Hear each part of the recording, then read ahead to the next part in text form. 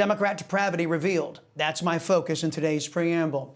Some of the issues I'm going to be talking about might be difficult for young people to hear, folks. They may need to step out of the room at some point during this preamble. Today being Holocaust Remembrance Day, our people should recommit ourselves to stopping man's inhumanity to man. President Eisenhower directed our military to document the Nazis' atrocities done to the Jews, knowing someone would come along and try to claim it never really happened. In that same spirit, I will detail the inhuman behavior undertaken by Joe Biden, nearly the entirety of the Democrat Party, and those in the GOP who continue to help them every step of the way. What I'm about ready to reveal goes beyond the prominent headlines, like the Democrats' corruption and incompetence typified by the circumstances and the policies that have led to the California wildfires.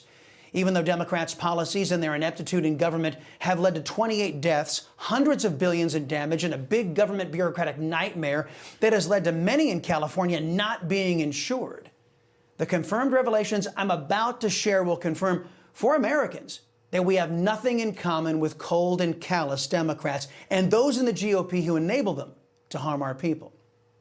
In contrast, President Trump, he loves our people. He and his America First patriots, they are busy implementing policies that help us, not put us in harm's way or disadvantage us.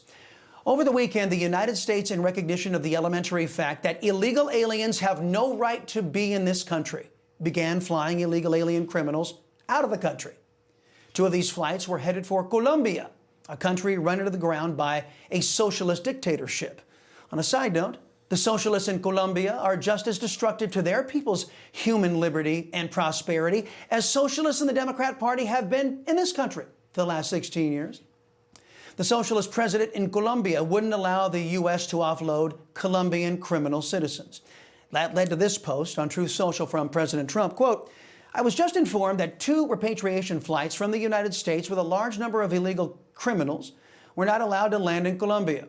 This order was given by Colombia's socialist president, Gustavo Petro, who is already very unpopular amongst his people.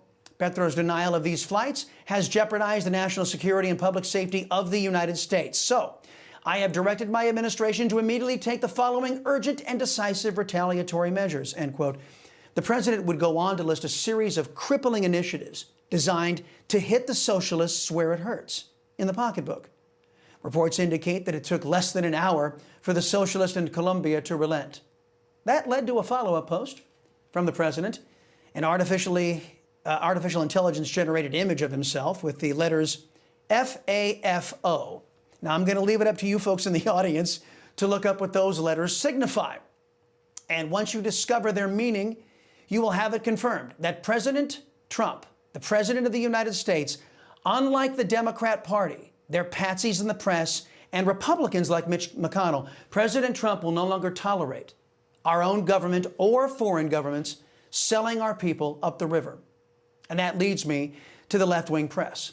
Here's Martha Raddatz from the Mickey Mouse Network showing a watching nation that she has no earthly idea what the rule of law and the Constitution means. Watch. So is this what we will see every single day, ending in what the president has promised is millions and millions being deported? Yes, but you're going to see the number steadily increase, the number of arrests nationwide as we open up the aperture. Right now it's concentrating public safety threats, national security threats. That's a smaller population. So after you do that, then you go after everybody who is there illegally.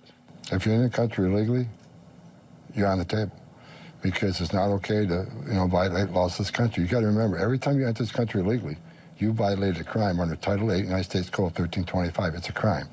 So if you're in the country illegally, you got a problem. And that's why I'm hoping those who are in the country illegally, who have not been ordered removed by the federal judge, should leave. The idea of enforcing U.S. law to benefit our people and disadvantage foreign criminals is an alien concept to those who work at the ABC fake news. Remember, it was the same network there that performed so grotesquely and subtly in the tank for Democrats in that sham debate they hosted. Then there was the contemptible Margaret Brennan of CBS Fake News, who appeared to gloss over Democrats failing to vet foreign nationals, resulting in a direct threat to American lives. I don't want my children to share a neighborhood with people who are not properly vetted. And because I don't want it for my kids, I'm not going to force any other American citizens' kids to do that either. No, and that was a very particular case. It wasn't clear if he was radicalized when he got here or while he was living here. I don't really care, Margaret. I don't want that person in my country, and I think most Americans agree with me. The folks at CBS Fake News were perfectly comfortable, it looks like, overlooking the incompetence and lack of caring of Democrats in vetting out terrorists. Because Brennan and CBS News has their focus on getting as many foreign nationals into America as possible, I would imagine. And if some commit acts of terrorism, well, that's apparently okay with these left-wing kooks. And that leads us to the revelations that will confirm for all Americans that the left wing and their GOP enablers have done unspeakable and inhuman things to us and innocent people. Whether the information is coming from left-wing or fair journalistic operations, they all agree that President Trump is undertaking a huge illegal alien deportation effort. Reports confirm that in just 1 week, border czar Tom Homan and President Trump, along with our brave members of ICE, they've actually shown up and began deporting dangerous illegal alien criminals from California to New York, from Texas to Illinois, violent illegal aliens with crimes ranging from assault, attempted murder, rape, child molestation, gang members. They're all being deported. And yes, if ICE runs across illegal aliens whose only crime is breaking into America, they're gone too. But the speed at which Homan found these people indicates that the federal government has known where they are all along. And while we're thankful that we have a real president and an America First government now, Americans should never forget that Democrats and Republicans who voted to fully fund that Democrat agenda knew that we had these dangerous criminals living in our towns and our cities, and Democrats chose to leave them right there to put you and your family in harm's way. In my opinion, only an enemy would do that. But it's far worse than this. As was widely reported, the Biden regime and the Democrat-infested government, they, quote, lost 320,000 illegal alien children. According to the Department of Homeland Security Inspector General, those children were feared to have been delivered into sex slavery, forced labor, and other atrocities, unspeakable atrocities by our very own government and sadistic Democrat-infested government officials. As I said, and I told you several times on this program, our government had been turned into taxpayer-funded pimps for the drug cartels and human traffickers. That was bad enough. But according to reports that we have not been able to independently confirm yet, in just 1 week, the America First president and Tom Homan have allegedly rescued 75,000 to 80,000 of those illegal alien children, the very children the Democrats delivered into hell on earth. If those reports are confirmed, it reveals that Democrats knew where those children were the entire time, but for their sick and twisted political agenda, left them in the hands of these depraved and sick vermin. What kind of person leaves a child in the hands of someone who pimps them out for sex just to fulfill a left-wing political agenda? If these reports bear out, folks, we know what kind of people will do that. The Democrat Party did. Should we forgive Democrats? Probably. When human beings forgive, it's for our own benefit, not for those who perpetrated the offense. But while we may forgive, we should never, ever forget.